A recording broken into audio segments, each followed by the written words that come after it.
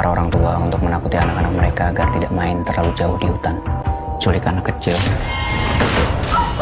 dan tumbal. Tumbal untuk apa? Selamat datang kembali di channel Ceritain Film, tempat paling asik buat kamu yang pengen tahu alur cerita film tanpa harus nonton berjam-jam. Kali ini, kita bakal masuk ke sebuah wilayah eksotis namun menyimpan misteri yang sangat kelam di Pulau Belitung. Pernahkah kalian mendengar tentang sebuah lonceng yang kalau dibunyikan, nyawa kalian taruhannya? Itulah inti dari film horor terbaru tahun 2026 berjudul The Bell, Panggilan Untuk Mati.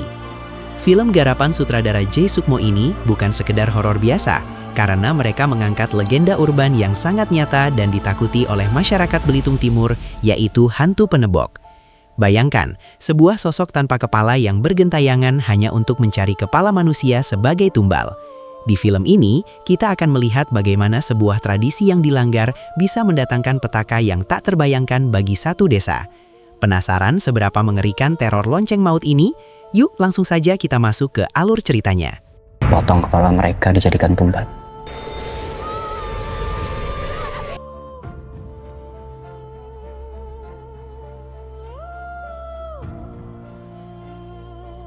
Cerita dimulai dengan kembalinya seorang pemuda bernama Danto yang diperankan oleh Bisma Mulia. Danto sudah lama sekali merantau dan akhirnya memutuskan untuk pulang ke kampung halamannya di Belitung. Suasana Belitung di film ini digambarkan sangat indah namun punya aura mistis yang kental, jauh dari hiruk-pikuk kota besar. Di sana, Danto kembali bertemu dengan teman-temannya. Ada Airin yang diperankan oleh Ratu Sofia dan Hanafi yang diperankan oleh Maulidan Zuhri. Desa tempat mereka tinggal ini sebenarnya sangat tenang. Namun ketenangan itu didasarkan pada sebuah kepercayaan lama yang dijaga sangat ketat oleh para leluhur. Selama ratusan tahun, warga desa hidup berdampingan dengan sebuah rahasia besar, yaitu keberadaan sebuah lonceng keramat. Lonceng ini bukan sembarang benda kuno, melainkan warisan turun-temurun dari garis keturunan dukun setempat yang fungsinya sangat krusial, yakni sebagai penjaga sekaligus pengurung bagi roh-roh jahat agar tidak mengganggu manusia. Tumbal untuk apa? Masalah besar mulai muncul ketika sebuah kelalaian terjadi. Ada seseorang yang tidak memahami risiko dan sejarah di balik lonceng tersebut. Lalu dengan cerobohnya membunyikan lonceng keramat itu. Suara dentingan lonceng yang menggema ke seluruh penjuru desa, seolah menjadi sebuah undangan sekaligus pembuka gerbang yang selama ini tertutup rapat. Tanpa mereka sadari, suara itu adalah panggilan untuk maut. Seketika itu juga, kekuatan gaib yang sudah terkurung selama berabad-abad, akhirnya bangkit kembali. Teror yang paling ditakuti oleh para orang tua di Belitung pun menjadi kenyataan. Sosok menyeramkan bernama Penebok mulai menampakkan dirinya. Penebok adalah makhluk mengerikan tanpa kepala, yang konon selalu menuntut tumbal berupa kepala manusia. Begitu lonceng itu berbunyi, keseimbangan antara dunia manusia dan dunia gaib di desa tersebut hancur seketika. Dan suasana desa yang asri pun berubah drastis menjadi mencekam dan penuh ketakutan. Mana kepalanya? Dia ambil penebok. Penebok? Sejak kemunculan Penebok, kejadian-kejadian di luar nalar mulai menghantui warga desa satu persatu. Ketakutan menyebar seperti wabah. Warga mulai merasa tidak aman bahkan di dalam rumah mereka sendiri. Teror yang dilakukan Penebok sangat nyata dan fisik, namun di sisi lain, ia juga mengguncang psikologis masyarakat. Banyak orang mulai saling curiga, dan rahasia-rahasia masa lalu yang selama ini dipendam oleh para tetua desa, perlahan mulai terkuak ke permukaan. Danto yang baru saja tiba, merasa ada yang tidak beres dengan tanah kelahirannya. Ia melihat sendiri bagaimana keceriaan warga hilang digantikan oleh wajah-wajah pucat yang penuh ketakutan. Sosok hantu tanpa kepala itu bukan lagi sekedar dongeng pengantar tidur untuk menakuti anak-anak agar tidak pulang terlambat, melainkan ancaman nyata yang bisa mencabut nyawa siapa saja yang berada di dekatnya. Mereka dijadikan tumbal. Tumbal untuk apa? Melihat situasi desa yang semakin kacau, Danto tidak tinggal diam. Bersama Airin dan Hanafi, Mereka mencoba mencari tahu apa yang sebenarnya terjadi.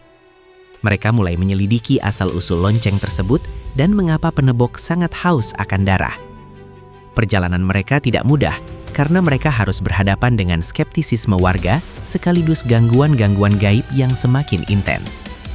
Setiap kali mereka mendekati kebenaran, penebok seolah tahu dan memberikan peringatan yang sangat mengerikan. Mereka menyadari bahwa penebok bukan hanya sekedar setan biasa yang muncul tanpa alasan. Ada sejarah kelam yang mengikat makhluk itu dengan tanah belitung. Selama penyelidikan ini, chemistry antara Danto, Airin, dan Hanafi diuji habis-habisan karena mereka harus mempertaruhkan nyawa demi mengungkap tabir misteri yang menyelimuti lonceng keramat dan hantu tanpa kepala tersebut. Putus. Mengendalikan lonceng itu. Kemungkinan dia ingin membebaskan semua makhluk. Dalam pencarian mereka, terungkaplah sebuah fakta yang mengejutkan tentang asal-usul hantu penebok. Ternyata, hantu ini adalah jelmaan dari seorang noni Belanda yang meninggal secara tragis pada masa kolonial. Noni Belanda ini dibunuh secara misterius karena ia berusaha keras mempertahankan tanah miliknya dari pihak-pihak yang ingin merampasnya. Dendam yang dibawa hingga mati itulah yang membuat rohnya tidak tenang dan berubah menjadi sosok penebok yang kejam. Cerita horor ini ternyata sudah hidup sejak awal masa penambangan timah di Belitung mulai bergeliat. Hal ini memberikan dimensi baru pada cerita, bahwa penebok bukan hanya simbol kejahatan murni, melainkan produk dari ketidakadilan masa lalu yang belum terselesaikan. Inilah alasan mengapa penebok selalu mengincar kepala manusia, sebagai bentuk pembalasan atas apa yang terjadi padanya di masa lalu. Penebok raya, kau datang dari hutan raya. Keadaan semakin memburuk ketika jumlah korban terus bertambah. Desa benar-benar dalam keadaan darurat. Setiap malam, suasana menjadi sangat dingin dan sunyi. Hanya suara angin yang sesekali terdengar seperti bisikan kematian. Danto, Airin, dan Hanafi menyadari bahwa penebok tidak akan berhenti sampai ia mendapatkan apa yang diinginkannya, atau sampai ada seseorang yang mampu mengurungnya kembali. Namun, mengurung roh sekuat penebok membutuhkan pengetahuan tentang ritual kuno yang hampir punah. Mereka juga mendapati bahwa kepercayaan lama yang sempat dianggap remeh oleh generasi muda ternyata menyimpan kunci penting untuk menghadapi ancaman ini. Tekanan dari masyarakat yang mulai putus asa membuat posisi Danto dan teman-temannya semakin sulit, karena waktu mereka semakin menipis sebelum penebok mengambil lebih banyak korban lagi. Di puncak pertarungan, Danto menyadari bahwa kunci untuk mengalahkan penebok adalah dengan memahami rasa sakitnya, namun tetap harus bertindak tegas demi keadilan bagi warga desa saat ini.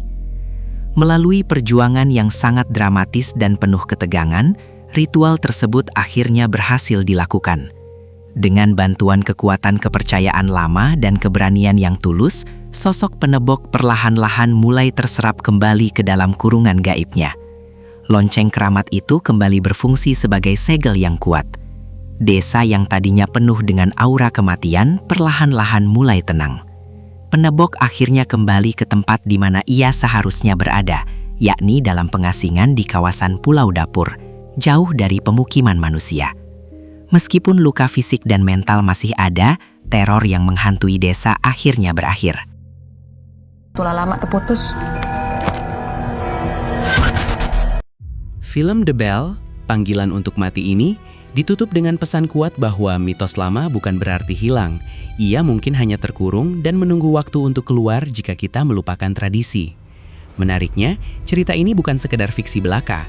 Di kehidupan nyata, tokoh masyarakat Belitung seperti Haji Sahani Saleh menceritakan bahwa hantu penebok memang menjadi legenda kontemporer yang hidup di sana. Bahkan, Harian Kompas, Bangka Pos, dan Pos Belitung pernah mencatat temuan-temuan misterius mayat tanpa kepala di pesisir pantai pada tahun 2008, 2017, hingga 2021. Jadi, apakah kalian berani bermain-main dengan lonceng tua jika berkunjung ke Belitung? Jangan lupa like video ini kalau kalian suka, share ke teman kalian yang suka horor, dan pastinya subscribe channel Ceritain Film agar tidak ketinggalan rekap film-film seru lainnya. Tulis di kolom komentar ya, hantu daerah mana lagi yang pengen kalian bahas alur ceritanya? Sampai jumpa di video selanjutnya. potong kepala mereka dijadikan tumbal. Dukun itu selalu mewariskan ilmunya pada keturunannya.